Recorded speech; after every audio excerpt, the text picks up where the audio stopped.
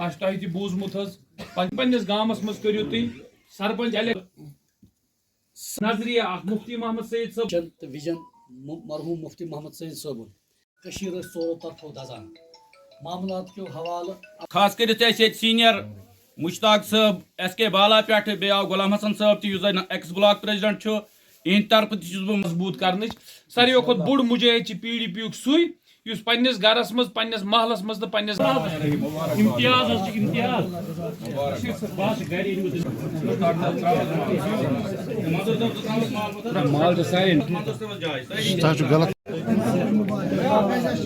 Jammu and Kashmir दलील गई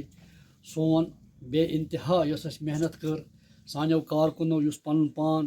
पन घर आयतन थो अपने फैमिली छोटे बच्चों से जब मशवरा किया मैं नौकरी छोड़ दूंगा और उसके बाद महबूब मुफ्ती के इस काफिले में शामिल हो जाऊंगा, मुझे सब ने बोला आपको क्या हो गया।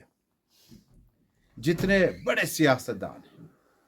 वो सब कह रहे हैं जनाब PDP तो मुश्किल हालात से गुजर रही है, आप कहाँ जा रहे हैं नौकरी छोड़ के। आज इनकी सदारत में हमारी पहली मीटिंग हुई जिसमें मैं 15A बांडीपोरा कॉन्स्टिट्यूंसी और ताहिर कादरी साहब जो कि संभल सोनावारी के इंचार्ज हैं कॉन्स्टिट्यूंसी के, इसके अलावा ये रेजोल्यूशन तय पाया गया। मीटिंग के बाद हमने खदशात भी ज़ाहिर किए कि इंतखाबात में नॉर्थ कश्मीर का बांडीपोरा जो वेस्टर्न हुआ करता था गुरेज़ और उसके बाद संभल सोनावारी में और उसके बाद नॉर्थ कश्मीर के बाकी इलाकों में पार्टी की जो कारकर्दगी है उसको और ज़्यादा बेहतर किया जा सकता है। और हम पार्टी क़यादत का बहुत ही मशकूर ममनून है कि उन्हें सईद सज्जाद साहब जैसी पूरा समाजी सियासी शख्सियत को डिस्ट्रिक्ट प्रेसिडेंट बनाया। और ये भी है कि ज़िला बांडीपोरा हेडक्वार्टर से संभल सोनावारी की जो दूरी है इस मसाफत को तय कम करेंगे। और हमें जो विरसे में जो डिलिमिटेशन के बाद इस इलाके के मेरी कॉन्स्टिट्यूंसी में पड़ते हैं बांडीपोरा के साथ, हमें मुश्तरका एक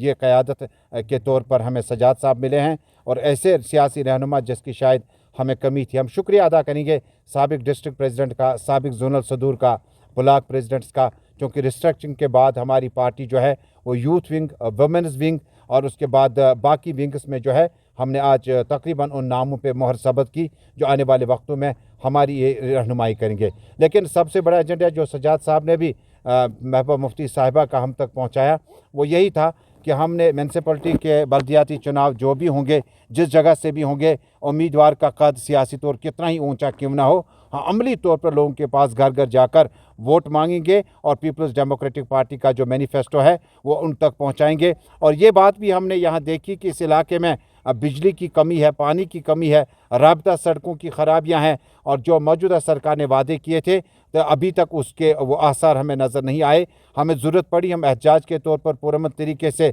सड़कों पर भी आएंगे, लोगों के पास वोट के लिए भी जाएंगे और उनकी परेशानियों को सुनने का जितना हमें मौका मिलेगा वो पूरा करेंगे। मीटिंग का दूसरा जो हमने एडिशन रखा है वो अगले हफ्ते फिर इनकी रिहाइश गाह पे होगा जहां पर मुफ्ती मोहम्मद सईद साहब की बरसी के सिलसिले में जो इंतजाम, जो कार्यकर्ता, जो वर्कर जब दारा शिकवा बिजबाड़ा आना चाहते हैं वो किस तरह से हम प्रोग्राम दे पाएंगे वो हमें क़यादत करेंगे सज्जाद साहब। और सियासी मामलात भी थे जिन पे आगे चलकर हम इंशाअल्लाह ताला अमली तौर पर आपको सड़कों पर नजर आए।